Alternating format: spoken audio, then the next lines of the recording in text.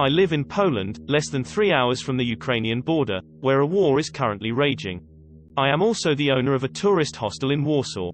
We frequently host international backpackers and transit tourists. But not right now. Almost all of my rooms are occupied by people who have fled the war in Ukraine. Many of my guests now are women, children, and elders. Some have arrived after days of traveling through difficult border crossings, checkpoints, and congested roads. Every day, we have to reject over 30 calls from people requesting a room because we are full and have a waiting list. It is painful to see. Having said that, it has also been a learning experience. I discovered what these people wish they could do before the war starts by talking to them. Familiar with other conflicts, I lived before close to war zones. I also pondered about what to do after a war. This small guide arose from these discussions, reflections, and research. I hope you find it useful. But I hope you never need to use it. However, before we begin, I'd like to ask a small favor.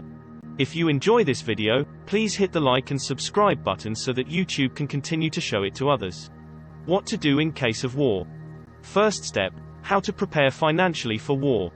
PS, this is not financial advice, but what I would do. In fact, I have already done most of the things in this list. 1. Withdraw a substantial sum from your bank account.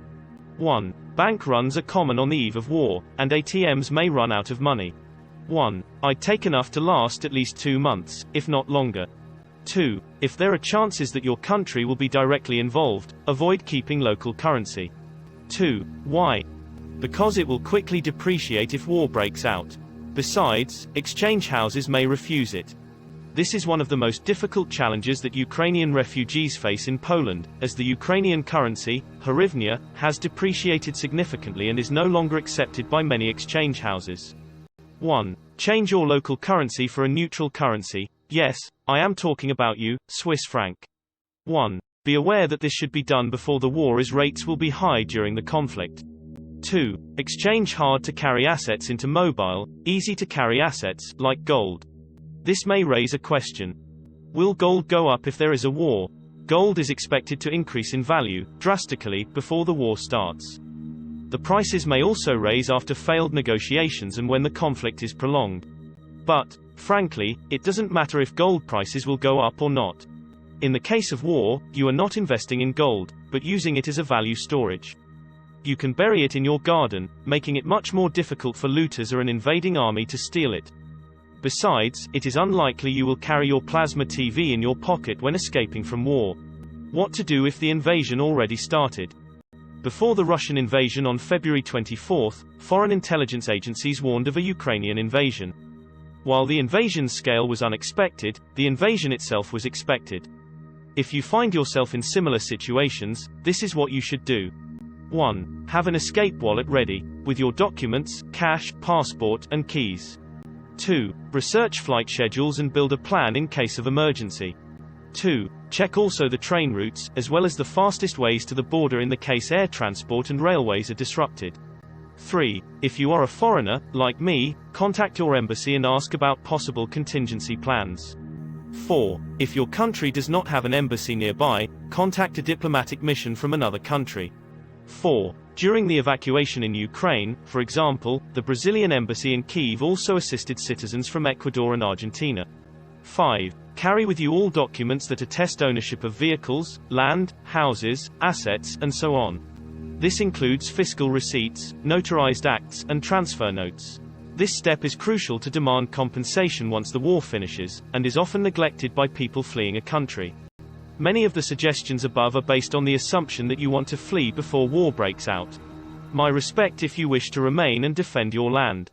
1. Nominate reliable people located abroad for the guardianship of your children, to protect them if the worst happens. 1. Put their name in your life insurance policy. Should I stay or should I flee if war breaks out? Just remember that, in case you wish to remain, you will be helpful if 1. You have military experience. 2. You have medical or paramedical experience. 3. You can act as a translator, with fluent knowledge of the local idiom and other multiple languages, assisting in foreign legions and so on. 4. You have mechanical, engineering, or logistical skills. If you do not fit any of these cases, there is a good chance that you will not be useful during the conflict, or require training in a very limited, and often unrealistic, timeframe. What to do during a war. If you managed to escape the war and returned to your home country or became a refugee in a third state, the first step is to contact assistance from organizations like the UNHCR. Store the resources, cash, gold, and other assets, that you brought in a secure place and exchange just the necessary into local currency. Always adopt a realistic outlook. Wars have the potential to destroy the infrastructure of a country, so it is unlikely that you will return soon to your former home. Besides, modern wars are not quick. While larger forces may conquer territory quickly, most modern conflicts are prolonged by enduring guerrilla fights.